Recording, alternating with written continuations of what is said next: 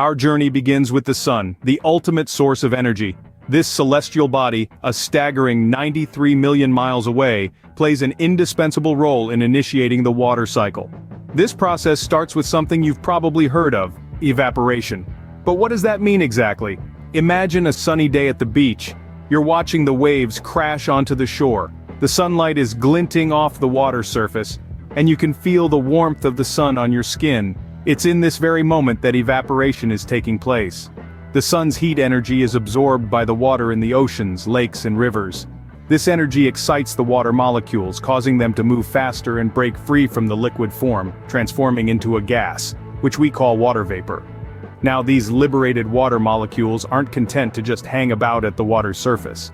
As they transform into vapor, they become lighter than the surrounding air and begin to rise up into the atmosphere. This movement of water from the Earth's surface into the sky is essentially the process of evaporation in action. But evaporation isn't limited to just large bodies of water. It can happen anywhere there's water, even in the soil, plants, and even you. Yes, that's right, every time you exhale or sweat, you're experiencing your own personal evaporation process. So, to sum it up, evaporation is the transformation of water from a liquid state to a gaseous state, driven by the energy provided by the sun. It's the first crucial step in the water cycle, setting the stage for the entire process. This is the beginning of water's incredible journey from Earth to the sky, a journey that supports life as we know it. This is the first step of the water cycle, known as evaporation. The sun's role, though seemingly simple, is profoundly impactful. It's a perfect example of how even the most ordinary everyday occurrences are part of a much larger, extraordinary cycle. What follows is a series of equally fascinating steps, each playing a pivotal role in the water cycle. But that, dear listeners, is a tale for another time. As the water vapor rises higher into the atmosphere, it begins to cool down. This cooling triggers a fascinating scientific process, one that is essential to the formation of clouds. Ladies and gentlemen, let me introduce you to the marvel that is condensation. But what is condensation really? Simply put, condensation is the transformation of water vapor back into liquid form. When the water vapor, rising high into the cooler regions of the atmosphere, loses its heat, it starts to transform back into tiny droplets of water. Each droplet is minuscule, lighter than a feather, and yet, when billions of them come together, they form the majestic, billowing entities we call clouds. But how does this transformation occur? As the water vapor cools, the molecules slow down and start to stick together. This is due to the attractive forces between the molecules, which become more apparent as the speed of the molecules decreases. The result? Tiny water droplets, each one a testament to the power of nature's microscopic processes. Now, these tiny droplets don't exist in isolation.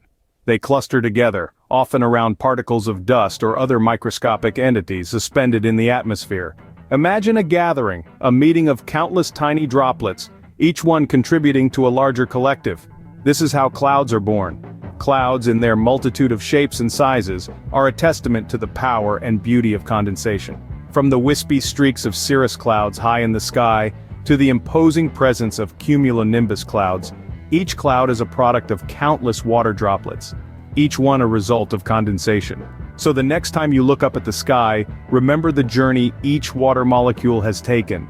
From the warmth of the Earth's surface, rising as vapor into the cool expanses of the atmosphere, transforming into a water droplet, and finally becoming part of a cloud. This process is known as condensation, and it's like nature's way of creating fluffy cloud formations. As clouds continue to gather, they can't hold on to all that water forever. That's where precipitation comes into play. Precipitation is the term we use to describe any form of water, liquid or solid, that falls from the atmosphere and reaches the Earth's surface. Think of it as the sky's way of returning borrowed water back to the Earth. When the water droplets in a cloud join together and become too heavy to float in the air, they fall due to gravity.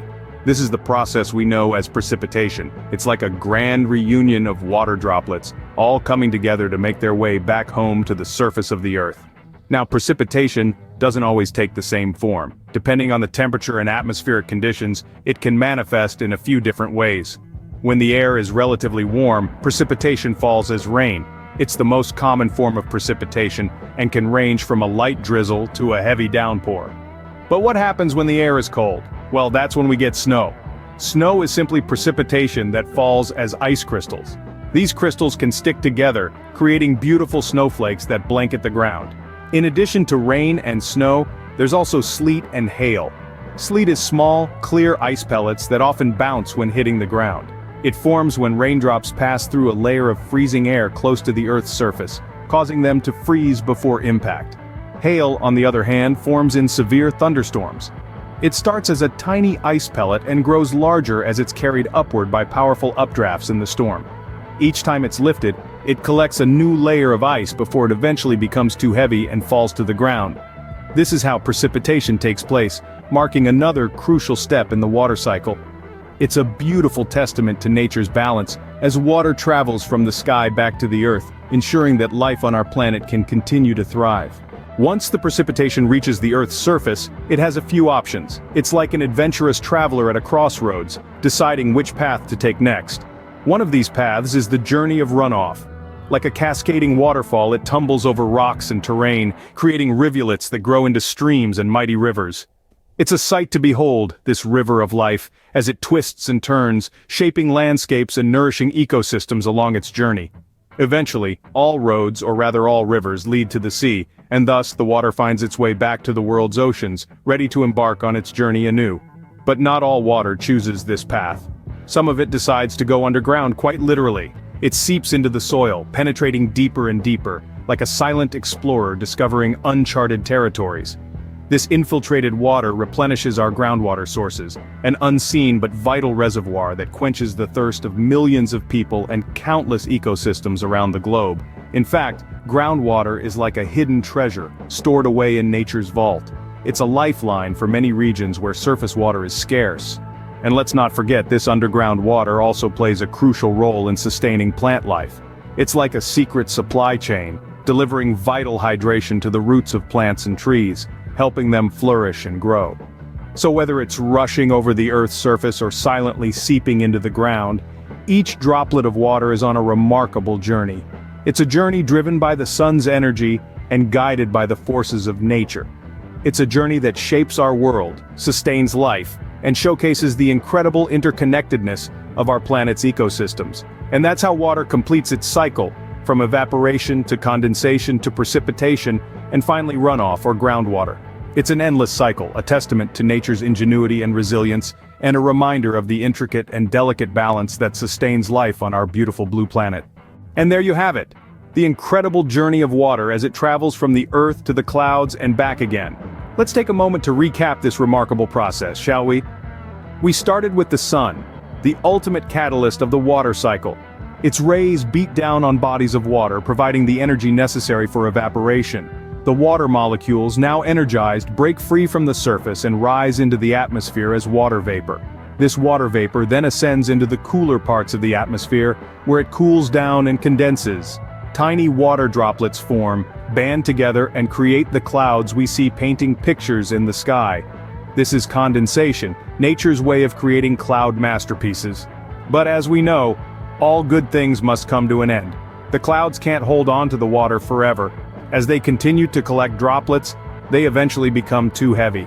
This excess weight triggers precipitation, sending the water droplets back to Earth in the form of rain, snow, sleet, or hail. Each form is a testament to the atmospheric conditions at play. Once back on Earth, the water has a few paths to choose from. Some of it runs off surfaces, forming streams and rivers that eventually reach the oceans. This is the runoff. Other parts of the water seep into the ground, replenishing groundwater sources and sustaining plant life, proving once again that every drop counts. The water cycle is more than just a fascinating journey. It's an essential process that maintains the balance of ecosystems and guarantees a continuous supply of fresh water for all life forms. This everlasting cycle ensures that water, the elixir of life, is never truly lost but always transformed. If you found this journey through the water cycle as fascinating as I did, don't forget to hit that like button, subscribe to for more educational content, and let me know in the comments what topics you'd like me to explore next. Until next time, stay curious.